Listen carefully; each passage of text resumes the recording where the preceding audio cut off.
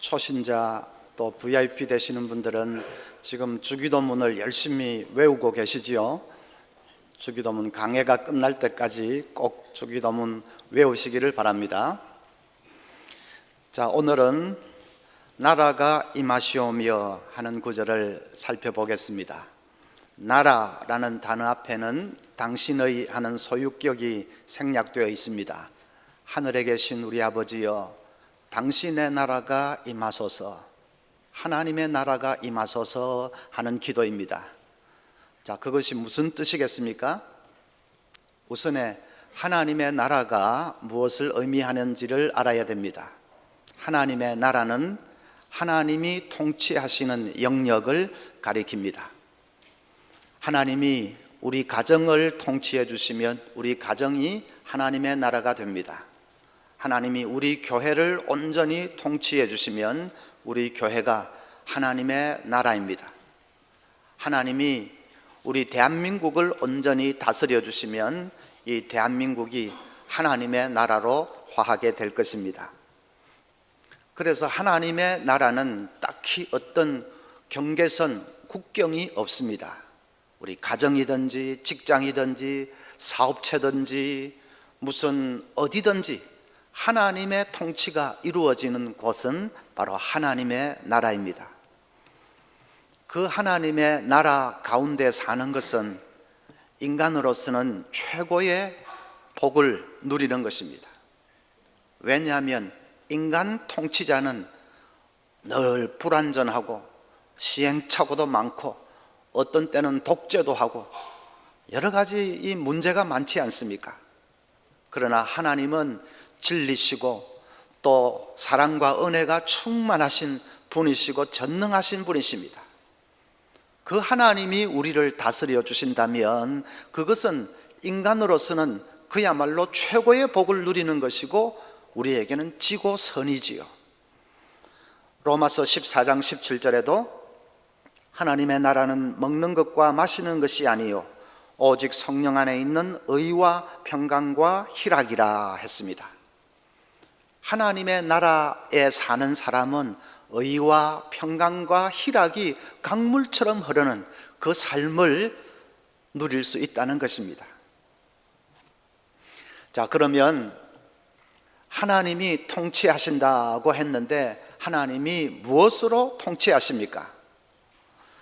세상의 통치자는 법과 공권력을 방편으로 통치도 하고 또 독재자는 무슨 힘과 또 군대를 동원해서 통치도 합니다. 또 회사 사장님은 돈으로서 회사를 통치하십니다. 하나님은 무엇으로 통치하시는가? 하나님은 말씀으로 통치하십니다. 그러면 여러분, 그저 좀 시시하게 생각이 되십니까? 그게 뭐야 그러십니까? 아닙니다. 말씀으로 통치하는 것은 무슨 힘과 무력으로 통치하는 것보다도 훨씬 더 강력한 파워를 발휘할 수 있습니다. 1789년 태평양을 항해하던 바운티라고 하는 영국 배가 있었는데 배에서 선상 반란이 일어났습니다. 반란을 일으킨 선원들은 선장과 기관사를 보트에 태워서 망망대해로 쫓아내버리고 자기들이 배를 탈취했습니다. 그리고 이제 본국으로 귀환할 수는 없으니까 남태평양의 피케온이라고 하는 작은 섬에 상륙을 했습니다. 거기서 정착을 하고는 원주민들과 결혼도 하고 새 삶을 시작했습니다. 그러나 난폭한 선원들의 기질이 어디 가겠습니까? 폭력과 술주정과 음란이 점점 섬을 지배하게 되었습니다. 혼란과 무질서 가운데 섬의 이 삶이 시궁창처럼 변해갔습니다. 그러던 어느 날 알렉산더 스미스라는 사람이 우연히 배에서 가지고 온 성경을 발견하고는 그 성경책을 읽기 시작했습니다. 얼마 지나지 않아서 그 성경이 이 알렉산더 스미스의 삶을 완전히 바꾸어 놓았습니다. 그는 훗날에 자기에게 일어난 변화를 회고하면서 이렇게 말했습니다. 예수님의 생명 앞에 나오는 순간 문이 활짝 열리기 시작했다. 회개하는 이에게는 하나님이 은혜로운 아버지가 되어주신다는 사실을 확신한 뒤부터는 주님의 임재를 느낄 수 있었다. 그리고 날마다 앞길을 인도하시는 하나님의 손길을 더욱 또렷이 감지하게 되었다. 성경은 그 알렉산더 스미스라는 선원뿐만 아니라 섬 전체를 바꾸어 놓았습니다. 20년 후에 근처를 지나가던 영국 해군이 우연히 그 섬을 발견을 하고 상륙을 했습니다. 그런데 그 사회가 얼마나 질서정연하고 품위가 있는지 놀랐다고 합니다. 남태평양 오지에 있는 미개한 섬인 줄 알았는데 이런 곳에 이렇게 고상한 사회가 이루어져 있다니 하고 탄성을 발할 정도였다고 합니다. 그 후부터 그 섬의 이름 이 피케어는 영국 사람들에게는 경건을 나타내는 경건의 대명사처럼 사용되게 되었습니다. 여러분, 혼란과 무질서가 판을 치던 사회를 어떻게 무엇으로 그렇게 바꾸어 놓을 수가 있겠습니까? 세상의 통치자가 그렇게 할 수 있겠습니까? 힘과 무력으로 윽박지른다고 그렇게 바뀔 수가 있겠습니까? 하나님의 말씀이 그 섬을 완전히 바꾸어 놓은 것입니다. 그래서 하나님이 통치하시는 하나님의 나라가 되게 한 것입니다. 히브리서 4장 12절에 하나님의 말씀은 살아있고 활력이 있어 좌우의 날선 어떤 검보다도 예리하여 홍과 영과 및 관절과 골수를 찔러 쪼개기까지 하며 또 마음의 생각과 뜻을 판단하나니, 말씀은 그 어떤 어둡고 부패한 사람이라 하더라도 머리끝부터 발끝까지 찔러 쪼개어서 완전히 새로운 사람으로 거듭나게 할 수 있다는 것입니다. 말씀은 어떤 어둡고 병든 사회라도 깨끗이 개조하고 치유할 수 있다는 말씀입니다. 그래서 말씀이 통치하는 하나님의 나라는 결코 약하지 않습니다. 세상 나라는 흥하기도 하고 망하기도 하고 늘 그렇게 변하지만은 하나님의 나라는 영원히 서 있는 나라입니다. 4세기의 교부 성 어거스틴은 로마 제국이 북방의 야만족인 이 게르만 민족에게 멸망당하는 것을 보면서 큰 시리에 빠졌습니다. 어떻게 기독교 국가인 로마 제국이 이 하나님도 알지 못하는 야만족에게, 게르만 민족에게 망할 수가 있는가 이해가 되지 않았습니다. 그러나 세월이 흐르면서 게르만 민족은 복음을 받아들이게 되었고 말씀으로 인해서 그 민족이 완전히 변했습니다. 자기 나라의 국호를 신성 로마 제국이라 그렇게 부를 정도로 완전히 기독교 국가가 되었습니다. 로마 제국은 이 땅에서 사라졌지만은 복음은 오히려 게르만 민족까지 변화를 시켜서 하나님의 나라는 더 넓게 확장이 됐습니다. 그 놀라운 하나님의 섭리를 보면서 어거스틴은 깊이 깨닫습니다. 그렇구나. 세상 나라는 흥할 수도 있고 망할 수도 있지만은 그러나 하나님의 나라는 영원히 계속된다는 것을 그가 깨달았습니다. 우리가 소망해야 할 나라는 세상의 어떤 나라가 아니라 로마 제국이 아니라 바로 하나님이 통치하시는 하나님의 나라인 것을 그가 깊이 깨닫습니다. 그래서 그가 하나님의 나라에 대해서 일생일대의 역작을 남겼는데 그것이 바로 The City of God라는 하나님의 도성이라는 책입니다. 그래서 여러분, 우리도 간절한 마음으로 하나님 아버지 당신의 나라가 임하게 하소서 기도해야 됩니다. 오늘 주님께서 가르쳐 주신 그대로 당신의 나라가 임하소서, 내 가정에 말씀이 통치하는 하나님의 나라가 임하소서, 내 직장, 내 사업터에 하나님의 나라가 임하게 해 주소서, 대한민국 이 사회에 말씀이 통치하는 하나님의 나라가 이루어지게 해 주시옵소서. 날마다 우리가 간절한 마음으로 그렇게 기도해야 됩니다. 하나님의 나라가 임하게 하기 위해서 구체적으로 좀 어떤 삶을 살아야 할까?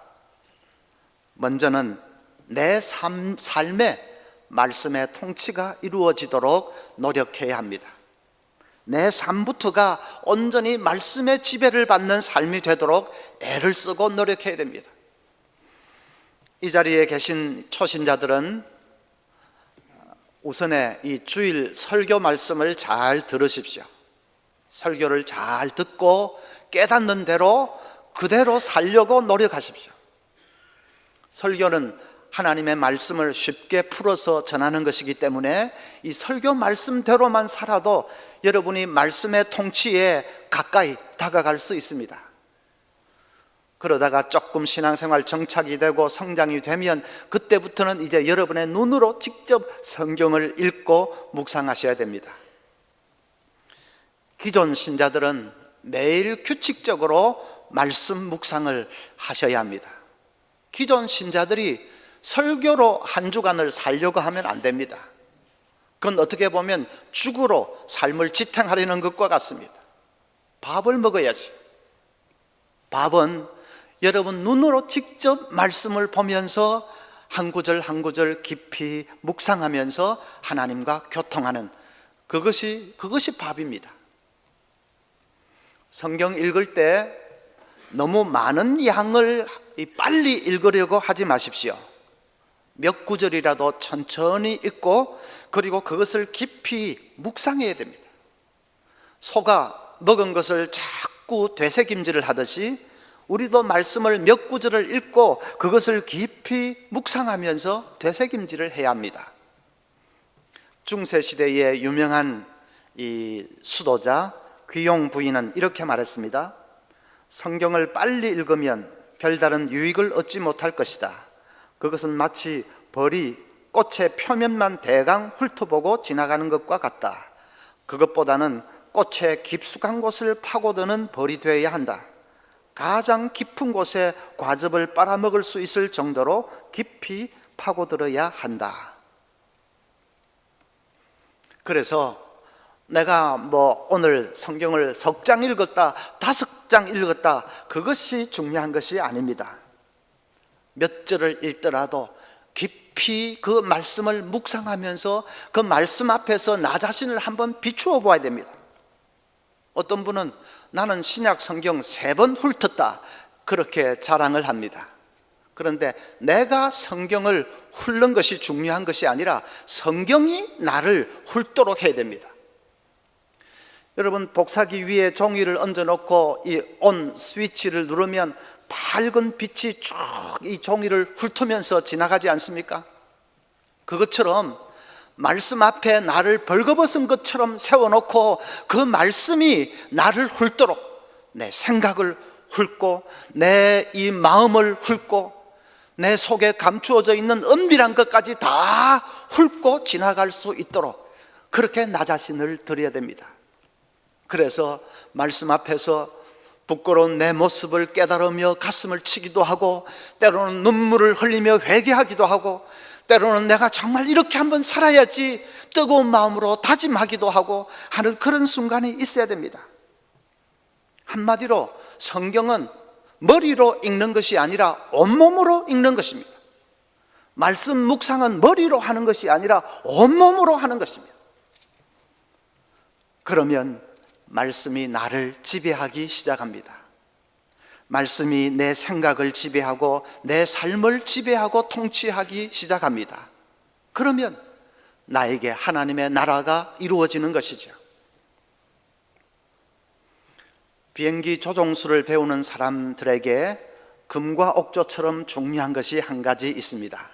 그것은 자기 감각을 의지하지 말고 계기판을 의지하라는 것입니다. 자기 감각을 따라가면 자기 생각으로는 꼭 비행기가 오른쪽으로 가는 것 같은데 실제로는 왼쪽으로 갈 때가 많습니다. 자기 생각으로는 비행기가 꼭 이 상승하고 있는 것 같은데 실제로는 하강하고 있을 때가 많습니다. 그래서 자기 생각과 자기 감각을 따르다가는 큰 사고를 당할 수가 있습니다. 자기 생각을 따르지 말고 계기판을 따라야 됩니다. 우리 삶에도 계기판이 있습니다. 하나님의 말씀이 계기판입니다. 내 생각, 내 판단을 의지하지 말고 하나님의 말씀 계기판, 이 말씀을 의지해야 됩니다. 말씀을 따라야 됩니다. 그래서 말씀이 나를 온전히 지배하도록, 그럴 때 하나님의 나라가 나에게 임하는 것입니다. 그러면 말씀이 지배하는 삶은 의와 평강과 희락이 강물처럼 흐르는 그 삶이 됩니다. 하나님의 의가 나를 다스려 주시고 하늘의 평강이 충만해지고 그리고 희락, 기쁨으로 넘치는 그 삶이 이루어지게 됩니다. 척 스윈돌은 달라스 신학교 총장을 지냈고 그리고 탁월한 설교자입니다. 척 스윈돌 목사님이 매일 이 규칙적으로 하는 방송 설교 프로그램이 Insight for Living이라는 프로그램입니다. 많은 사람들에게 은혜를 끼친 아주 유명한 프로그램입니다. 그런데 그 중에 이런 여인의 이야기가 있습니다. 한 여인이 자살하려고 혼자 모텔에 투숙했습니다. 결혼 생활에 여러 번 실패한 여인입니다. 산다는 것이 왜 이렇게 고달프고 힘든지 마음속에는 절망과 분노가 가득했습니다. 모텔 침대 곁에서 밤새도록 자기 삶을 비관하다가 새벽녘이 됐습니다. 더 이상 살 이유가 없어서 가방에서 권총을 꺼내어 총구를 자기 입안에 밀어넣고 눈을 감았습니다. 그런데 바로 그 순간에 그 모텔 방 안에 있는 라디오 시계가 탁 켜졌습니다. 척 스윈돌 목사님의 Insight for Living, 그 주제곡이 방 안에 울려 퍼지기 시작합니다. 아마 앞서 투숙한 사람이 그 시각이 되면 자동으로 라디오가 켜지도록 그 자동 예약을 해놓았던 모양입니다. 뒤이어서 척 스윈돌 목사님의 힘찬 메시지가 울려 퍼지기 시작합니다. 그 여인은 그 소리를 듣지 않으려고 애를 썼지만은 그럴 수가 없었습니다. 자석에 끌려가듯이 자기도 모르게 메시지에 끌려 들어갔습니다. 30분 메시지가 끝났을 때에 그 여자는 예수 그리스도 안에 있는 희망을 보았습니다. 내 삶을 예수님에게 의탁하기만 하면 새로운 인생을 살 수 있겠다는 희망을 보았습니다. 권총을 팽개치고 모텔을 뛰쳐나와서 그 즉시로 방송국에 전화를 걸었습니다. 방금 자기에게 일어난 놀라운 일을 전화를 걸어서 알렸습니다. 아직도 내 입안에는 권총의 차가운 그 감각이 그대로 남아있는데 내가 죽지 않고 살았다고 흥분해서 방송국에 전화를 걸었다고 합니다. 여러분, 그 여인에게 일어난 변화가 무엇이지요? 그 여인은 말씀의 통치를 이제 맛보기 시작한 것입니다. 하나님 나라의 능력을 이제 맛보기 시작한 것입니다. 이 세상 나라 속에 살 때는 절망과 죽음뿐이었습니다. 그런데 하나님의 나라가 시작되니까 절망이 변해서 희망이 되고 죽음이 변해서 생명이 되었습니다.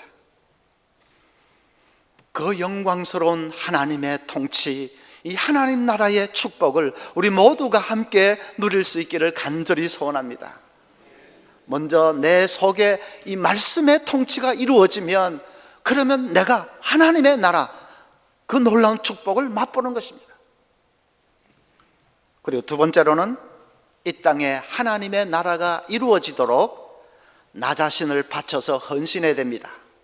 나만 말씀의 통치 속에 살 것이 아니라 이 온 세상도 그렇게 될 수 있도록, 그것을 위해서 내가 도구로 쓰임받을 수 있도록 헌신해야 됩니다.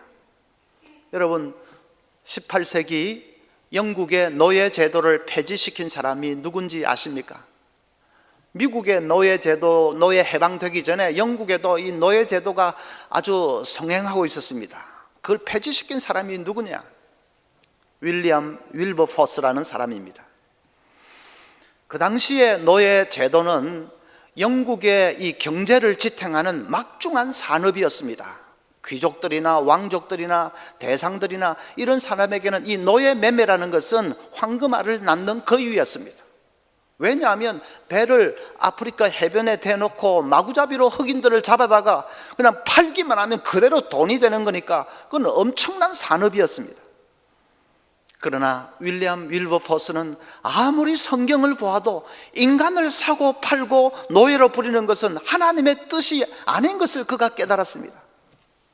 기도하는 가운데 노예 제도를 폐지시키는 것이 자기에게 부여된 사명인 것을 깨닫습니다. 그러나 그건 되지 않을 소리입니다. 그 당시에 노예 제도를 없애자는 것은 이 계란으로 바위를 치는 것과 마찬가지입니다. 윌리엄 윌버포스는 엄청난 저항과 핍박을 받았습니다. 생명의 위협을 느낀 것도 한두 번이 아니었습니다. 돌에 맞아가면서 대중 앞에서 그는 외쳤습니다. 의회에서도 그냥 마이크만 들면 노예 제도를 폐지해야 된다고 외쳤고, 법안을 올려서 부결되면 또 올리고 부결되면 또 올리고 그랬습니다. 무려 50년을 그렇게 했습니다. 1833년 6월 임종을 앞두고 윌리엄 윌버포스는 마침내 영국 전역에서 노예 제도가 폐지되었다는 승리의 소식을 듣습니다. 그리고 3일 후에 그는 숨을 거두었습니다. 진짜로 영국 땅에 하나님의 나라가 임하는데 제일 걸림돌이 되는 그 노예 제도를 폐지시키는 것, 그래서 영국 사회의 말씀의 통치가 이루어지게 하기 위해서 윌리엄 윌버포스는 자기의 평생을 다 바친 것입니다. 그는 말씀 위에 바로 선 한 사람이 이 세상을 얼마나 놀랍게 바꾸어 놓을 수 있는가 하는 것을 단적으로 잘 보여줍니다. 어떤 분은 생각하기를 윌리엄 윌버포스 그런 사람은 한 세기에 한 병 날까 말까한 영웅이니까 그렇게 할 수 있었지만은 우리 같은 범인들이야 뭐 무슨 일을 할 수 있겠느냐 그러실지 모르겠습니다. 그런데 아닙니다. 그렇게 패배주의에 젖어 있으면 안 됩니다. 어떤 7급 공무원이 자기 교회 목사님에게 이런 말을 했다고 합니다. 목사님, 제가 비록 7급이지만 하나님 말씀대로 철저하게 사니까 직장 내에서 저를 통해 변화되는 것들이 눈에 띄일 정도로 많이 있습니다. 정말 그럴 겁니다. 7급 공무원이라도, 아니 7급 아니라 9급이라도 하나님 말씀대로 철저하게 살면 그 한 사람으로 인해서 사무실 안에 뭐 관행이나 습관이나 잘못된 것들, 변화되는 것들이 많이 있을 것입니다. 문제는 목표가 분명하냐 하는 것이지요. 그냥 돈벌이하는 호구지책으로 생각하지 않고 내가 이 직장 안에서 하나님의 나라가 임하게 하는 일에 나를 도구로 사용해 주시옵소서 하는 그 목표가 분명하냐. 하나님, 우리 직장이 말씀이 통치하는 하나님의 나라가 되게 해 주시옵소서. 부분적으로라도 그 맛을 보며 살게 해 주십시오. 우리 사업도가 하나님의 나라가 되게 해 주소서. 내 가정이 말씀이 통치하는 하나님 나라 되게 해 주소서. 그것을 위해서 나를 사용하소서. 그런 목표가 분명하냐, 그것이 중요합니다. 하나님의 나라가 도래하게 하기 위해서 우리가 싸워야 할 대상이 두 가지 있습니다.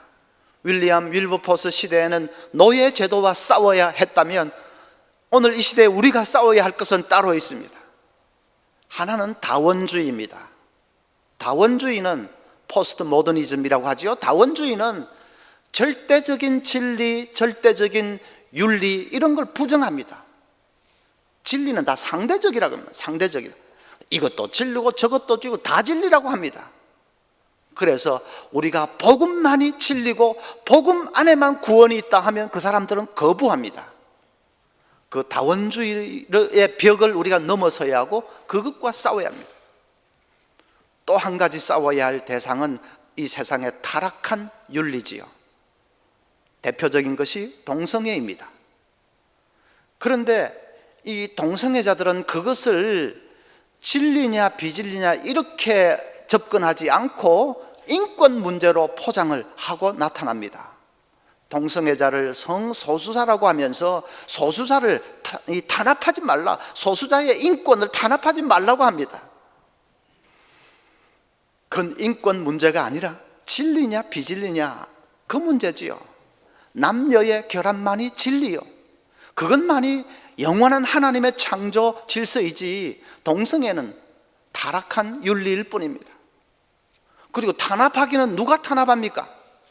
죄를 죄라고 지적하는 그것이 탄압이 아닙니다. 우리 교회는 동성애자마저도 불쌍히 여길 수 있어야 합니다. 그들을 품고 그 잘못된 길에서 헤어나올 수 있도록 잘 이렇게 사랑하고 인도하고 보살피고 그렇게 해야 됩니다. 그러나 동성애 그 행위 자체를 합법화하려고 한다든지 그 행위를 더 확산을 시키려고 한다든지 하는 것에 대해서는 반대해야 됩니다. 6월 11일 날 동성애자들이 서울 광장에서 이 퀴어 축제, 자기들 축제를 한다고 야단입니다. 작년에 그렇게 음란하고 퇴폐적인 것을 노골적으로 했는데도 서울시는 무슨 일인지 그냥 좋다고 덜렁 허락을 해 주었습니다. 교회가 반대의 목소리를 높여야지. 그래서 다원주의와 타락한 윤리, 이 두 가지와 더불어서 싸워야 됩니다. 그래서 말씀의 통치가 이 사회 속에 이루어질 수 있도록, 그것이 오늘 윌리엄 윌버포스를 이어가는 우리의 사명입니다. 압구정동 청담고등학교는 그 안에 카리스라는 동아리가 있다고 합니다. 카리스는 이 말씀 공부하고 예배 드리는 학생들이 자발적으로 만든 동아리입니다. 카리스 회원들은 매일 아침 7시 반에 등교를 해서 20분 동안 큐티를 통해서 말씀 공부를 합니다. 수요일에는 점심을 후딱 먹고 예배를 드립니다. 학생들이 사회 보고 기도하고 다 하고 설교만 근처에 목사님이 오셔서 설교를 합니다. 10여 년 전에 한 두세 명으로 시작한 이 동아리가 지금은 비신자들까지도 들어와서 100여 명이 넘는 큰 모임으로 발전했다고 합니다. 그 모임을 서포트하는 엄마들의 열정도 뜨겁습니다.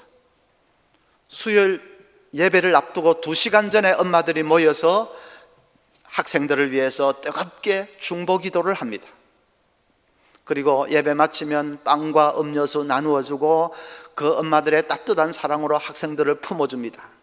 장차는 어려운 학생들을 위해서 장학금 수여하는 그런 방안도 강구하고 있다고 합니다. 중요한 것은 그 동아리 모임의 결과가 놀랍습니다. 학생들이 너무나도 활기차고 긍정적으로 변했습니다. 어떤 학생은 집중력이 떨어져서 공부가 안 되고 별다른 이유도 없이 그냥 멍하니 이렇게 있었는데, 그런데 그 모임에 참여하고 나서부터는 마음이 평안해지고 또 공부에도 관심이 생겼다는 것입니다. 어떤 학생은 이 체육을 통해서 선교하겠다 하는 자기 나름대로 삶의 목표도 뚜렷해졌다고 합니다. 그런 비슷한 변화를 겪은 학생들이 많습니다. 자기들이 변화되니까 그 선한 영향력이 다른 친구들에게도 전파가 되었습니다. 청담고등학교에는 왕따나 학교 폭력이 거의 없다고 합니다. 카리스 회원들이 클래스에서 선한 전도사 역할을 하기 때문입니다. 이 친구들을 그냥 단순히 급으로 보는 것이 아니라 예수 그리스도 안에서 한 형제자매로 보기 때문에 무슨 거칠고 격한 그런 행동들이 사라진 것입니다. 놀라운 일 아닙니까? 저는 그 기독교 신문을 통해서 그 기사를 접했는데 진짜 놀라운 일입니다. 교육부가 총동원이 되고 경찰력이 동원이 되어도 해도 사라지지 않는 학교 폭력이 그게 이렇게 거의 사라졌다 하는 것은 획기적인 일 아닙니까? 교실 안에 하나님의 나라가 임한 것입니다. 경쟁과 그냥 갈등과 폭력과 왕따가 판을 치고 신음하던 그 교실에 새로운 세계가 임한 것입니다. 어떻게 해요? 매일 아침 말씀을 공부하는 그 말씀이 사람들을 변화시켰습니다. 여러분, 말씀은 어떤 어두운 세상도 얼마든지 바꾸어 놓을 수 있는 거 믿으시기를 바랍니다. 나 자신을 변화시킨 하나님의 말씀은 다른 사람도, 다른 공동체도 얼마든지 바꾸어 놓을 수 있습니다. 우리가 그 일을 위해서 열심히 헌신해야 됩니다. 말씀을 전파하고, 나 자신이 먼저 말씀의 통치 속에 살고, 그리고 열심히 말씀을 전하고 복음을 전해야 되겠습니다. 철학자 키엘 케골은 신자들은 스파이들이라고 했습니다. 한 세계에 살면서 최고의 충성은 다른 세계를 위해서 바치기 때문에 신자들은 다 스파이들이다. 그렇습니다. 우리는 다 거룩한 스파이들입니다. 이 땅에 발을 붙이고 이 세상 나라 속에 속해서 살고 있기는 하지만 우리의 최고의 충성은 하나님의 나라를 위해서 바치기 때문에 우리는 다 거룩한 스파이들입니다. 그 사명을 잘 감당할 수 있기를 바랍니다. 늘 여러분 깨어서 나라가 임하시옵소서 간절히 기도하십시다. 그리고 정말로 그렇게 되기 위해서 나 자신을 바쳐 헌신하는 우리 모두가 될 수 있기를 바랍니다.